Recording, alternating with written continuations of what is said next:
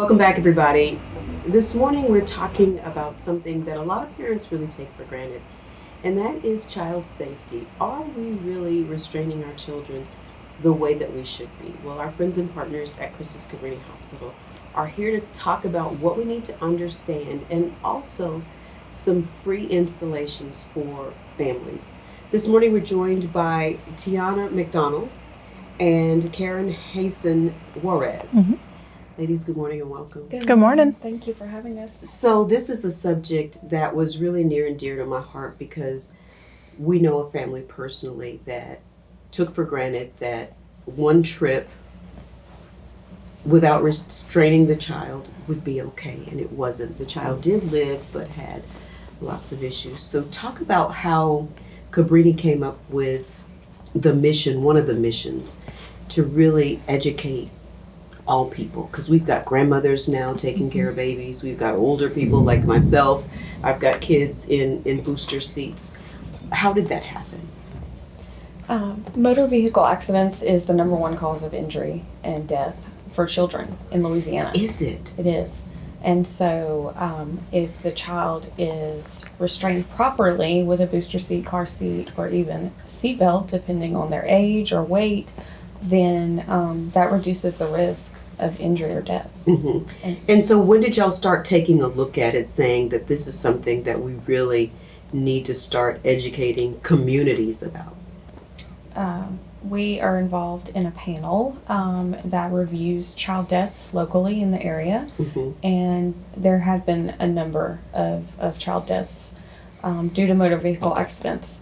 And let me just say this, Tiuana is a nurse, a registered nurse, and Karen is a physical therapist, so you've both seen, I guess, the gamut of what could happen from accidents. And so let's talk about what parents need to know, Karen, about weight, first of all. We know that when infants come home, of course, they need to be in a car seat. Yes, and so you really need to look at just the type of car seat you have, and if they are restrained. A lot of times the straps aren't tight enough, and it's hard when they're little because you're not sure how to do all that. And so one of the big things of doing our checks is making sure that the buckles that are there are tightened down appropriately and that they're fitting within the car seat they have. And then beyond that, making sure that they're staying in the safest car seat for as long as possible as they progress. And I think, don't you think that parents make, because I know I did, and probably many of you did too, make that executive decision, okay, the buckles are too tight. Especially when you have winter or when we get a little bit of cold weather and maybe the baby's bundled. So what's the rule of thumb about what that should look like in terms of how tight that harness should be across the baby's? Well, first, in wintertime, those jackets need to be removed. Okay. No jackets, no blankets under the harness. The harness needs to be as flush against the skin as it can be. You need to be able to try to pinch the strap above the harness, and if you have any slack, then it's not tight enough. Wow. And so don't you think mothers worry or parents worry about it being too tight? Absolutely. Yeah, especially when your child is old enough to fuss about it. And so how long should babies, are we talking about age or weight when we're talking about moving them from one car seat to the next? You're looking at height and weight. So as soon as they outgrow one of those parameters for that particular car seat, that's when they're able to transition. And what about the rear facing versus the forward facing? Because now a lot of people are not rear facing as much, it seems, as what they used to. Louisiana law requires the child to remain rear facing until 2 years old. Okay. When you change car seats from a rear facing to a forward facing, you're losing a layer of protection for that child. So we recommend the child remains in a rear facing seat as long as they still fall within the weight parameters of that seat. And sometimes that's beyond 2 years of age. If they're smaller children, what is that weight? Is there a specified weight? It depends on the car seat.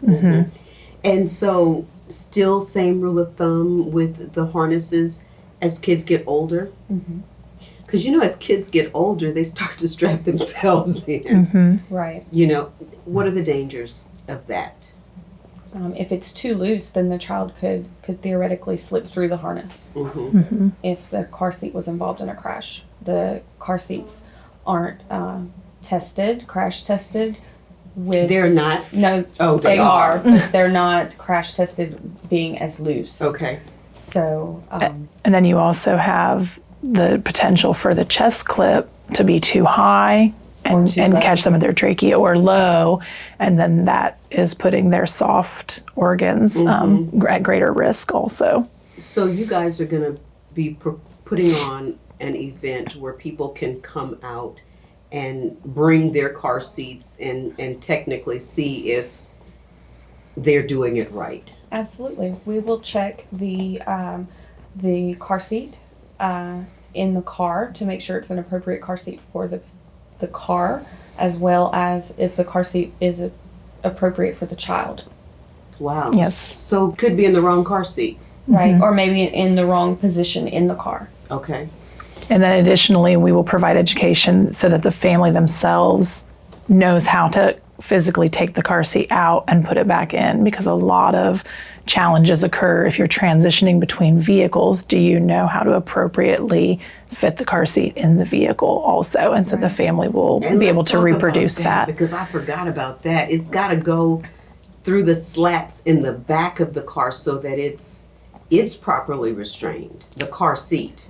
Yeah, there are multiple ways to either the anchors or there are anchors over the back depending on how the car seat is facing. But yes, there are various points they need to be aware of when tell installing people it. how they can come out and really make sure that they are keeping their kids safe. Starting Thursday, August 11th, Okay. from 10:30 to 12, we will be available at on the first floor of the Women's and Children's Hospital at Cabrini in the roundabout. We will be available. It's a free service. You can drive up And it'll be every Thursday. every Thursday. Ongoing. Thursday. Every Wow. Thursday. And And so then we're also available by appointment if those times on Thursdays do not work. great. So before we leave the conversation, people who are saying, I'm ready for my kid to be out of the car seat and into the booster, what's the rule? Follow the weight limit on the car seat would be the safest rule for your child. Follow the weight limit. Is there a particular, are they all different or? They're different. But we have that information that we can help find out for the parents to let them know. Absolutely. And, with this, it seems like, not a big deal. But we always say that, it's not unless or until an accident happens that it becomes a big deal. So this is a free service for not only this city, but communities. So if you're in the area, August the 11th or every Thursday thereafter, just go by and make sure that your child is protected. Tiuana, Karen, thank you guys so much. And we want to thank Christus for always being agents of change. Thank you so Absolutely, much. you're welcome. Indeed. Hey, everybody, stay with us. We're back right after this.